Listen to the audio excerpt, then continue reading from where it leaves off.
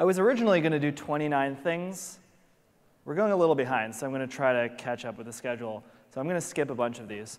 Why did I pick 29? There was a BuzzFeed article. There was, you know how BuzzFeed has the lists like, 25 ways to know that you're like a 90s kid or something. They did a test, and it showed that 29 was the best number to put in their articles. But then you'll see 25, and you'll see 31. So it really doesn't matter. I'm going to set a quick timer. All right. Because I'm going to be skipping a lot of stuff, and people often ask me if they can get the slides, I've just gone ahead and tweeted a link to the slides. They're online. So if you check out my Twitter, it's MATTAN GRIFFEL, the last thing I tweeted is just a link to them, so you can follow along or see some of the ones that I don't have time to talk about. They're all online. So don't worry too much about getting everything down. So one of the things you hear a lot if you talk to growth hackers or people in growth hacking is that there is no silver bullet. And that is certainly true. There's no one thing out there that's going to help your product grow if it's not currently growing. Most often the problem is that people have a product that hasn't quite found what they call product market fit, meaning that they haven't built something that people really need yet. Like maybe it's close, or maybe it's really far away, and there's nothing you can do, there's nothing I can tell you or anyone can tell you that's going to help you figure out how to get more users if your product sucks, and that's unfortunate, right? So I also think growth hacking in reality is really just like a set of best practices and frameworks that people follow. That being said, fuck that, let's talk about silver bullets. It's just kind of more fun that way. And before I actually get into it, my company is 1 month. We teach people how to code online in 1 month, and it's like 15 minutes a day. So that's what we do. We have a growth hacking class. So that's where a lot of this stuff comes from. And so if you want to learn more about it and really dive deeper into growth hacking, check out onemonth.com. All right, so number 1, measure happiness. What does this mean? There's a famous question called Net Promoter Score. And it's this question here on the right, which is how likely are you to recommend this product to a friend or a colleague? You ask people to rate it on a scale of 1 to 10, and then you take the people who give you a 9 and a 10, and those are the people who love your product, and everyone that gives you below a 6 doesn't like your product, and they're probably going to badmouth you if someone asks them, and you measure the difference. This is a really good question to ask. There are 2 great tools for doing this. One's called Qualaroo, and the other is called Promoter.io. At least 2 that I've used. There's probably plenty other out there. The cool thing about this question, first of all, is it's going to get you a lot of really interesting insight into why people love your product or why they don't like your product. What I like to do is ask this question, and then when I'm releasing new features in my product, release the feature to only a subset of my users and see if it actually affects their happiness with a product. Because a lot of times you'll find that you release something and it actually makes the product worse. So you don't want to be going in that direction overall. This is also probably the best way to measure referral, because really referral comes from people talking about your product at a bar or in person or telling their friend. There's no way you're ever going to actually be able to measure that online, but this question will get at that for you. A little bit of a pro tip. If you're using a tool like Qualaroo, you can ask your promoters to share your product right after they give you a 9 or a 10. So in this case, for everyone that gives us a 9 or a 10, we show them this picture, and then we ask them to share it. We also ask them to join our affiliate program so they can make money sharing our product. The people who give it a 6 or below, do not ask them to share. They're not going to say good things. Number 2, create more landing pages. There's one study that shows that companies with 10 or more landing pages get 55% more signups. What does that mean? I literally mean more landing pages for the same product, just like multiple landing pages. Here's what it looks like. This is HubSpot's main landing page, and then they have this, that, social inbox, CMS, contacts. These are all different landing pages for the same, this one looks different, but it's the same product. Each of these is addressing a different need that this one product actually solves for a customer. So no matter who you are, there's a page out there that's actually talking to you. Each page should be almost entirely unique. Different offers, different customer segments, different unique selling points. And as a pro tip, if you're doing any paid advertising, do not send people to your homepage. Send people to a landing page. You're going to get way lower conversion rates if you just send people to your homepage. And you can start to target based on What are the ad groups that you're doing? What are the audiences that you're targeting? Send them to a page created for them. Number 3, use paid ads to test headlines and images. All right, so I think there are 2 major problems with testing landing pages, and these are 2 landing pages that we have for 2 of our courses. The first is that you might not get enough traffic to test. If you're not getting that many users, it's hard to run too many tests.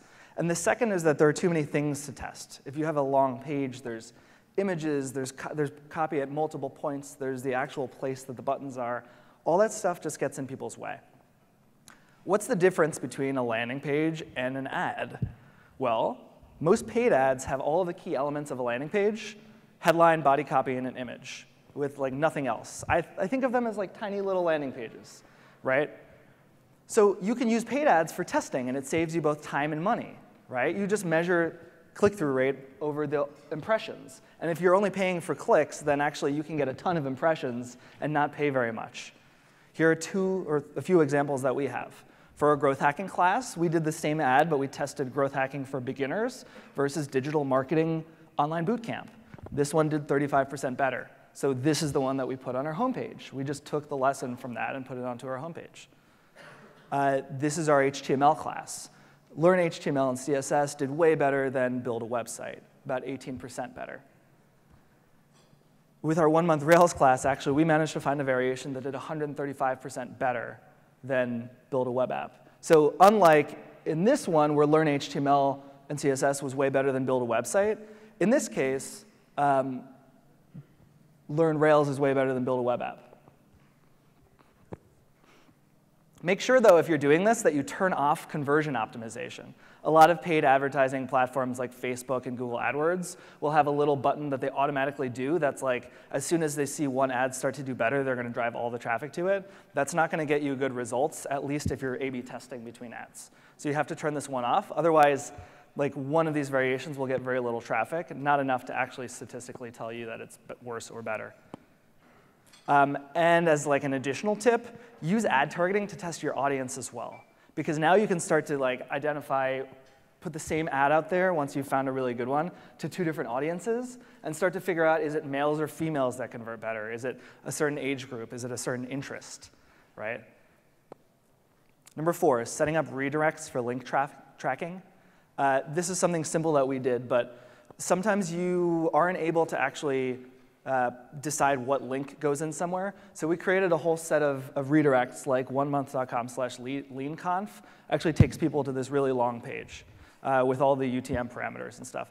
The reason for doing this, actually, is that you could provide discount codes and do better tracking. And you can use them during talks, like if you're speaking at a conference. No one's going to remember that long thing. It's impossible for me to even say out loud. But if I'm doing an advertising on like a podcast ad or on flyers or in person, people will remember the top one. It's not that hard. And use Bitly if you don't want to build your own service, right? Just give people a short Bitly ad that puts all the UTM parameters in there for tracking. OK, number 5, remove landing page links. So remove links from your landing page that distract people from your call to action, the main thing that you want them to do on your site. Here's a weird example, right? This site has home, blog, about us, and contact us, links that are just about on every site on the web. They had a 91% higher conversion rate by removing those links. It doesn't seem relevant, right? Like, why would those links actually distract people? Well, they do. Whoops. OK. Another example of the same thing. This is an e-commerce site that has like a menu bar with more options of things to check out. And by removing that, they increase conversion rates by 100%. My favorite example of this was actually shown to me by someone who's speaking here today, Jamie Quint, which was that Groupon shows you 2 different landing pages depending on how you get to their site. Like, most people don't realize this, right? If you search for them on Google, you'll see the site on the left. If you go there directly, you're going to see the site on the right. What's the difference? The footer. And the footer's not even visible when you actually go there. You have to scroll down to get it. But if you go there directly, you don't see the footer. And why is that? Well, it's because Groupon knows that the footer has links that are going to distract you from doing what they want you to do when you get to the site, right? Just the fact that it's there means that they're going to get less emails. But then why do they have it in the first place? Well, it's because the footer is really important for SEO, And so when Google comes to this site, they need to be able to see it. But if you get there directly, you don't. Another tip, I'd say test out minimal landing pages. There's a blog post that I wrote on Andrew Chen's blog as a guest blog, noticing that if you look at the landing pages of some of the top startups out there, they're super simple, right? One sentence, an image, call to action, all on the homepage, right? Just over and over and over again. And so you start to wonder, why are these all so similar? Well, maybe it's because they're easier to test. Maybe it's because there are less distractions on them, right? And a lot of people think that it might work for these guys, but it won't work for their startups. Well, I'd say test it, right? Because, I mean, there's a reason why everyone that does optimization of their pages ends up with a site like that. And this is especially true for checkout pages. Amazon, for example, which is like one of the most cluttered sites in the world, once you get to the checkout, they remove nearly all the links, including the little logo in the corner. A lot of the sites do this, if you really take a look. OK, there's a great tool called Qualaroo by a guy named Sean Ellis, who is actually the guy who came up with the term growth hacking. I highly recommend it for getting customer feedback. This is just a short one, but you can use it to discover sign-up hesitations. It's this little widget in the bottom right corner that asks people questions. It's the same one that does Net Promoter Score, right, that I showed earlier. You can see if there's info missing on your site by just asking, were you able to find the information you're looking for? Me and my co-founder have questions all the time that we will argue about, but at the end of the day, there's no way to answer the question besides asking people. So we've gotten in a habit of asking at least one question every week. And the question right now is why are you taking this class? Are you intending to finish it all? Is it for business, or do you just kind of want to take it in your own pace? And he thinks that people are not really intending to finish necessarily, whereas I think everyone tries to finish, they just don't. So how can we figure out why they don't? Or customer intentions. It'll help you come up with ideas for things to test. I think that's probably the best reason to do this. Number 7, buying demographic data about your users. There is a site called Rapleaf that's now called Tower Data. You can give them the emails of your users, and they will send you back all the information they know about them, because they scrape and they buy this stuff.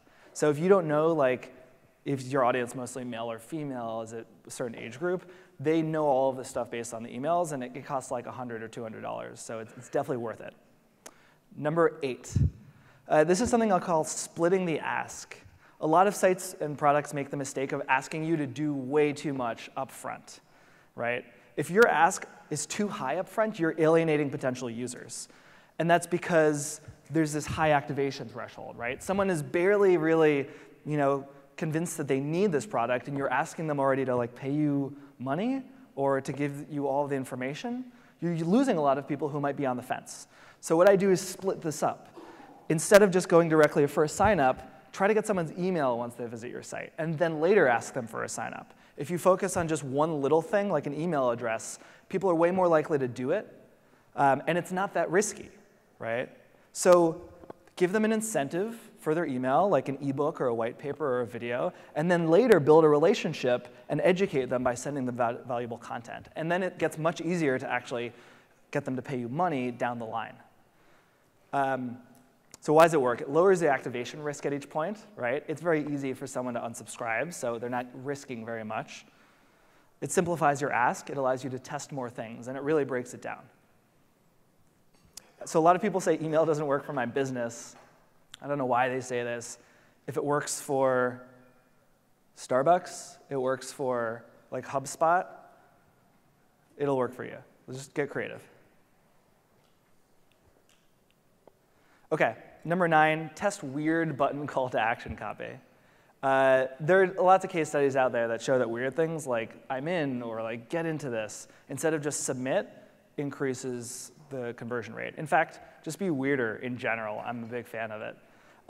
This is one of my favorites. This is Ramit Sethi, and when you sign up for his mailing list, he shows this face, and there's a countdown that says I'm sad because you haven't clicked confirm the link. And the countdown doesn't do anything. It's not a countdown to anything.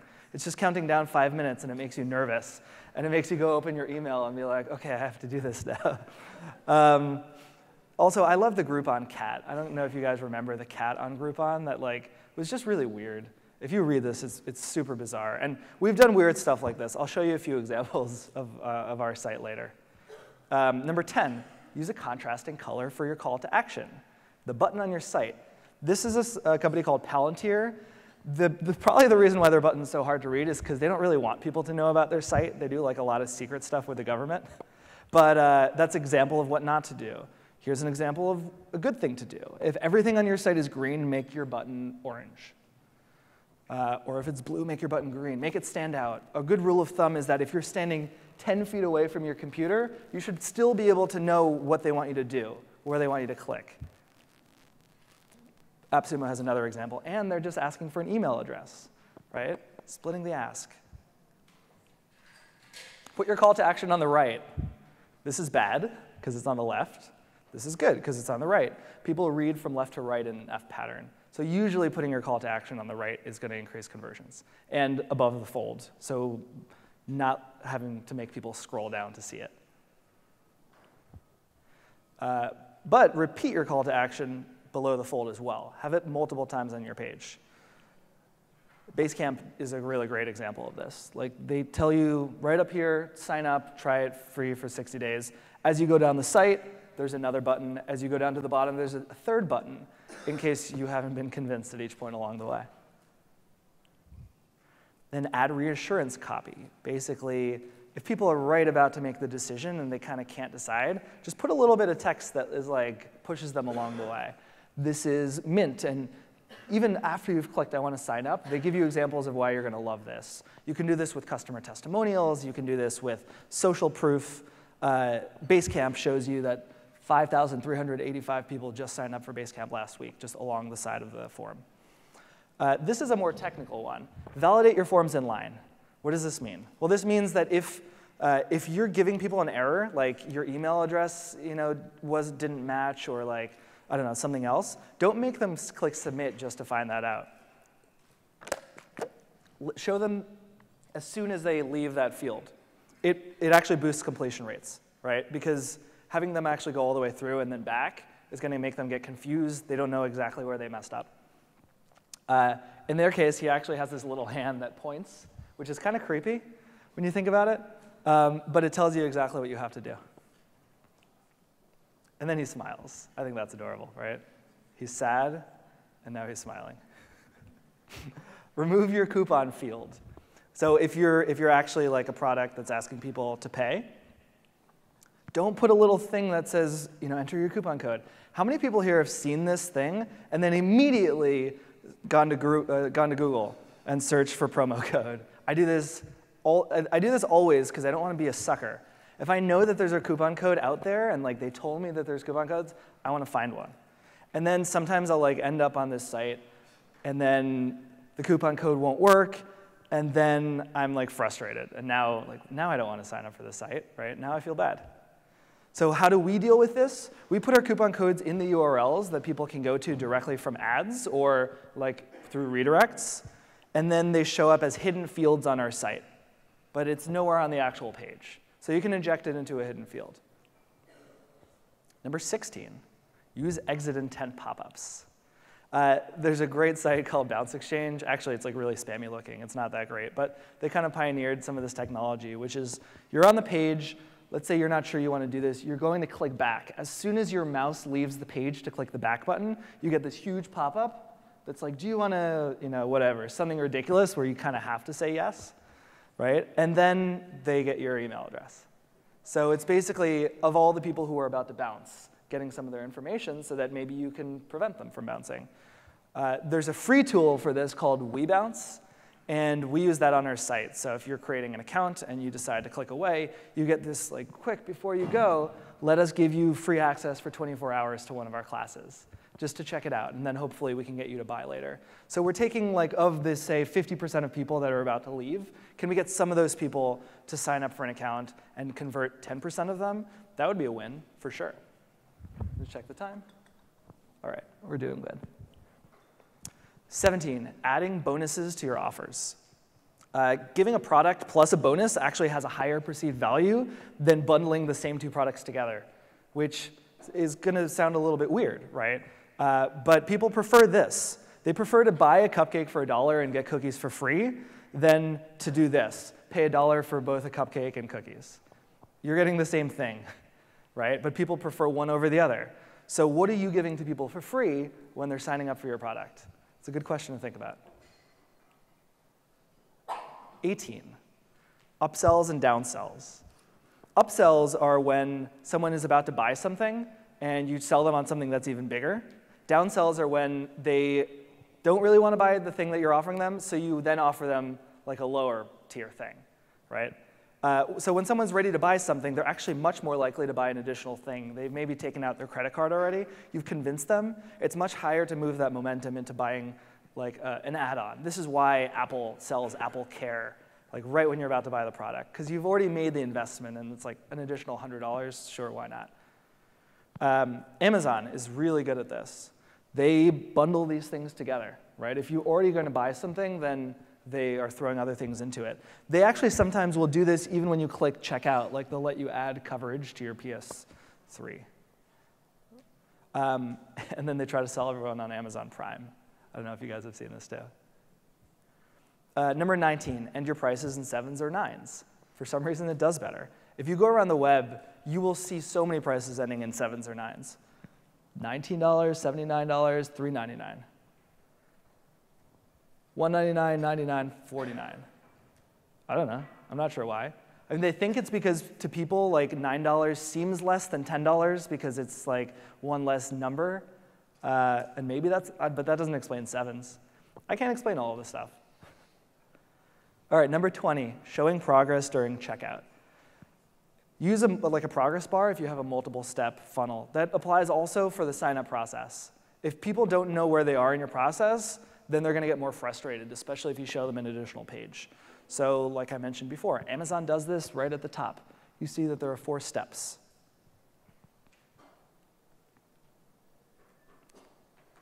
And don't start people at 0, because it kind of gives you this feeling like you have this whole way to go.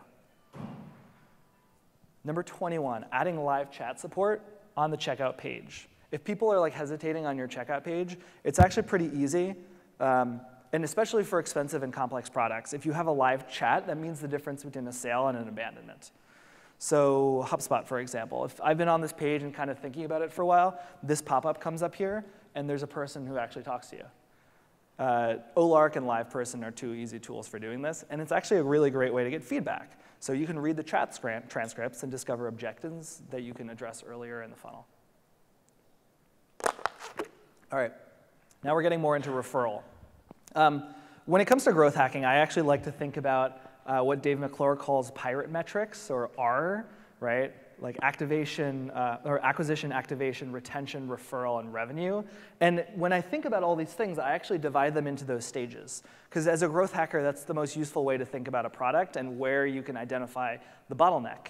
So in my head, I'm actually placing all of these strategies I mentioned into areas of this. And now we're talking about the referral stage, which may not be the most relevant for you and your product, depending on like where your bottleneck actually is. So that's important to keep in mind. Try to identify where your product is currently lacking and where you can best focus the resources on that. And hopefully someone else will talk about that later today. But when you look at the referral pages of most of the big products out there that do referral, this is Dropbox, you'll see 5 main things. You're going to see email, like invite someone with an email, bulk individual emails, so like either everyone in your address book or people individually. You'll see a direct link, Facebook and Twitter, 5. This is Instacart. You have the direct link, email, Facebook. They don't have Twitter, which is interesting, right? I'm sure they've tested Twitter and they actually decided it doesn't work for them. This is Spoon Rocket, I believe. They have the same things, Facebook, Twitter, Gmail, copy, and invite people. Airbnb has the same thing. Gmail contacts, enter your friends' emails, the link, and share on Facebook and Twitter. Although definitely Facebook and Twitter are much less emphasized, whereas the email one is much more emphasized. Once you've started putting all the 5 out there, you can test. And this is Skillshare, I believe, the same 5. Uber as well. So that means direct URL, and let people copy it or just copy it directly. This is going to be a little bit of Flash on your site. It's like the most outdated technology. It's going to make your site very vulnerable, but that's OK. the Facebook, Twitter, email, bulk email, and then you can get creative. There was a site that used WhatsApp, like depending on what market you're targeting, right? 23, using symmetric bonuses. So if you're asking someone to share, then give them and their friend a bonus if they actually share it. Dropbox did this really well, right? If you use Dropbox and you get someone to sign up for Dropbox, then you get an extra gigabyte of space, and so does your friend. Airbnb does this, where you both get $25 of credits. Instacart does this. SpoonRocket does this. The original version of this actually went all the way back to PayPal, right? Where they paid people to sign up. They paid you to get your friend. You got $25 when you signed up. You got more money when you signed up your friend. That's kind of dangerous, right? Because you don't want to pay people directly, but if you can incentivize them with something in your app, that's pretty good. 24, optimizing your referral landing page. So if someone has actually sent an email to their friend, for example, and they get to your site, what does the page look like when the friend gets there? You're not dropping them on your home page, hopefully, right? You're getting to a page like this. And why are you asking them for their email if you already know their email? If you already have information about the person because their friend gave it to you, put it into that form and make things easier for them. But just make it simple and make it very clear what you want them to do. That's Dropbox. Airbnb, I think, has a really personal one that I like. Like, you want to see your friend's face on that page. Instacart, Skillshare, really simple. And Uber as well. So streamline the registration flow, put in their info in the form if you already know it, deep link to mobile landing pages if you're able to get them directly there if you have a mobile app. 25, we're almost there. Give people a status on their invites. So if they've invited their friends, then on Dropbox or on SpoonRocket, it can actually show who you invited and whether they've accepted or not. This allows you to then remind your friends, like, hey, you sent an invite to your friend, but they never accepted, so remind them. And it's going to make the actual conversion rate from referral much higher. But don't be a downer. Like I said, don't show people the number 0. Like, why would you show them that they haven't invited anyone? Why not just show them the actual link to invite people already? Right? Well, there's nothing more depressing than showing like a big fat 0. Number 26, send re-engagement email. I see a lot of startups ignoring email, and it's really a shame. I think it's because there's not one big player that is, they're going to incentivize email. Like with Facebook, you have Facebook, and Google has Google, but like no one really talks about Gmail and why it's so valuable. But if you're not using email, then when someone signs up for your site and they never come back again, then it's like no wonder they never come back, because you never send them an email to get them to come back. And that means more than just a welcome email when they sign up. That means 2 days later or 3 days later. With Dropbox, they send out this email in between when you sign up if you actually never install the software. So they track that stuff and then send you an email 24 hours later just as a reminder to download Dropbox. In Eventbrite's case, they send an email 30 days after you've signed up if you haven't logged back in. That's actually like, it was kind of sweet. It says, it's been a few months since we've seen you, and well, we kind of miss you. Come back to the site, like create an event. So on 1 month, we kind of copied this. And we write this email that says, the subject line is, I've been worried sick about you. And then it says, we were off to a great start, you and I, then not so much. You signed up for my class, and I thought things were going well, and then all of a sudden, no emails, no calls. You didn't even log in? Are you trying to tell me something? So my co-founder wrote this, and he puts his phone number in there, like his personal phone number that says, like, call me, tell me if something's up. I don't think anyone's ever called him yet. But people respond to this, and they're like, oh my God, I'm so sorry, I didn't mean, I'm going to do it right away. I hurt my hands or something. It really works. 27, use Segment. I love this product. They're not sponsoring me or anything. They are another YC company. Segment is a great tool that allows you to put tracking code on your site just once. So if you've ever used like all these different growth hacking tools, you'll realize they ask you to put code on your site to measure conversions. Those really start to add up after a while. So now you can just do it once, and you can track these things and then connect it to all these different services. So now all of your data is going to all the places, and they take care of like dealing with the APIs and stuff. It also means that you can like go down the list and check all of the tools that are out there, which is a cool place to learn about new tools. And the last two are kind of experimental. Actually, these are just ideas that I've had that I've not seen anyone use yet, but I figured I would share with you guys. The first is to change landing pages based on traffic sources, right? And Groupon did this, like I showed you before. They show you a different page if you went there directly versus from Google. But what about if you show someone a different page, whether they come from Facebook, Twitter, or directly to your site, right? Because they have different intentions, don't they? They're in a different mindset. We know that people who come from Facebook or from Twitter are less likely to convert. Like they're in the middle of doing something, and maybe they'll give you their email address, but like then they're going to be out. Right? So we can actually address that now, and we can address based on a referral source, but I haven't really seen anyone do it yet. 29, adding referral codes to every URL. So all of the sites that do referral code have that special link that you can share on the referral page, but what about the other parts of the site?